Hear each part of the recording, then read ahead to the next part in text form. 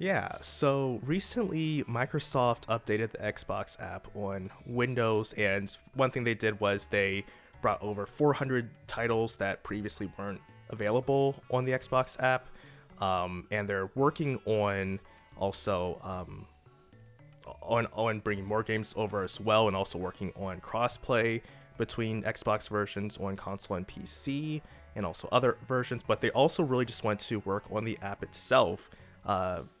What's special with Xbox Play Anywhere, and the idea is to make it, as The Verge calls it, the place to find PC games, regardless of whether they're part of PC Game Pass or not. And yeah, and I mean the article pretty much gives more information as far as like what they're trying to work on developing. They're trying to work on a new UI for the app as well, and they also added a jump back in section that lets you quickly get back to recent games, like you could do on Xbox console as well.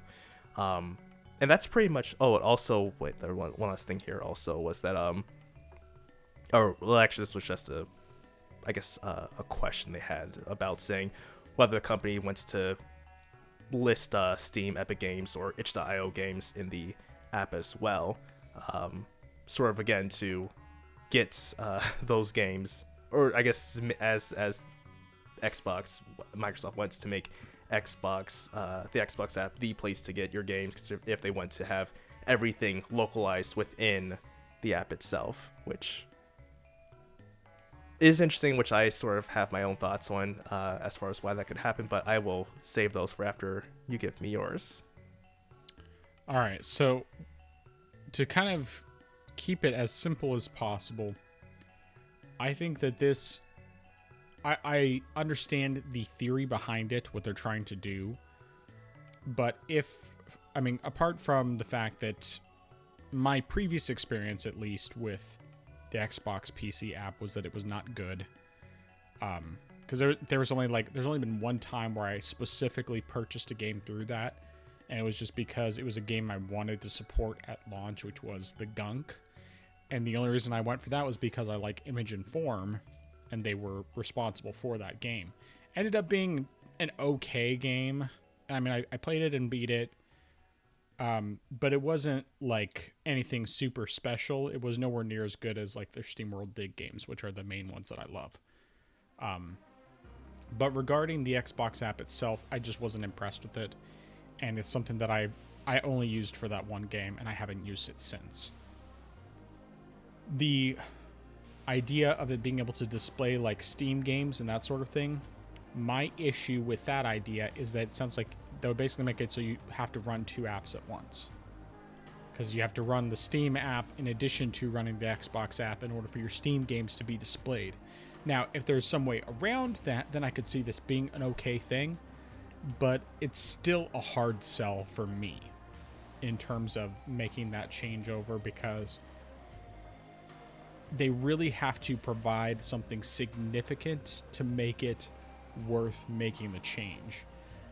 And on top of that, of course, the fact that I have the Steam Deck as well, so then Steam is just, built into that. It makes sense to use it.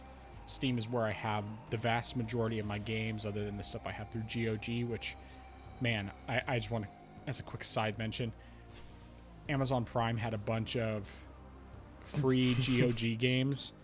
I added like 20 games in one day, and some of them were like games I actually really wanted. So it's just like, sweet, I'll take it. And I finally figured out how to get the offline installers downloaded, so I've downloaded some of those, and I'll probably start putting some on the Steam Deck without having to use Galaxy, because I really don't like having to have an extra launcher on top of having to do the games. And also, I want to mention, I'm just going off on a little bit of a GOG tangent, because I hadn't looked that closely at a lot of them before. I mostly just kind of added them, and apart from a few exceptions, haven't really played them. The GOG versions of some of these games come with like a lot of extra stuff. Like you'll get the game manual, and you'll get the soundtrack, and just extra stuff that like I wouldn't have expected to have at all included with everything. It's like, this is great. I love it. But anyway, Yeah, so basic TLDL is that I do not like the Xbox app. While I think that it could end up being good, theoretically, it's just a really hard sell for me. So that's what I got on that. Yeah, I believe my personal theory is just the fact that this is really part of Microsoft's, I guess, Xbox initiative, trying to say, this is an Xbox, this is an Xbox. And so part of doing that is really just trying to make the Xbox app, they're trying to push it as much as possible. And I mean, I think it's great though that, all those games that weren't available when the Xbox app are now available. So people who, probably wants to play it there now have that ability.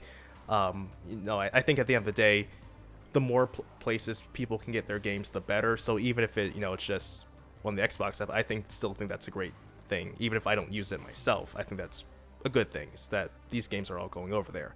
Now at the same time though, similar to what you said, as far as like with, using Steam, Epic Game Store, itch.io, I'm not certain how much sense it makes, because again, you're just having a launcher for a launcher, which is already something I'm not fond of enough as it is on Steam. So it really kind of defeats the point of doing that, when it's like, yeah, I could open up the Xbox app to do that, but to play my Steam games, but why not just open up Steam to play my Steam games? It just kind of defeats the purpose on that, in that end. Now, granted, I feel like this is kind of obvious. As a Linux gamer, it won't matter to me anyway, since, can't use Xbox stuff on Linux, so it doesn't really matter that much. I think as far as in general though, would PC gamers be interested in using Xbox app to run all their games? I don't know. I doubt it, actually, because similar to, I guess, one thing I said about, with console gamers and trying to switch over to a theoretical Steam machine, even if this one is better than the original.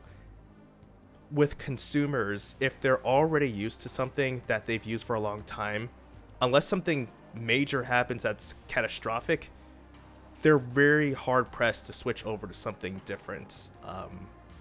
Even if something could be different, unique, or even better, they're really going to be hard pressed to switch over. And I feel like a lot of gamers are used to Steam, so switching over to Xbox app, similar to what you said, from what I've heard, is it hasn't been that great. It's gotten better, especially with Game Pass being involved, but as a whole, people just really don't use it all that much. Okay. So you're going to be hard pressed to get PC gamers to move over to the app if there's really little incentive to do so. Since they're already used to, like, say, using Steam, what reason would they have to go over there if there's nothing really that's different or does anything better? So yeah, I really don't see this doing too well. It might be decent enough. Especially if, well, Game Pass probably could help, but they said that there would be games that are on there that even aren't on Game Pass. So Game Pass could help it, but I don't see it doing incredibly well.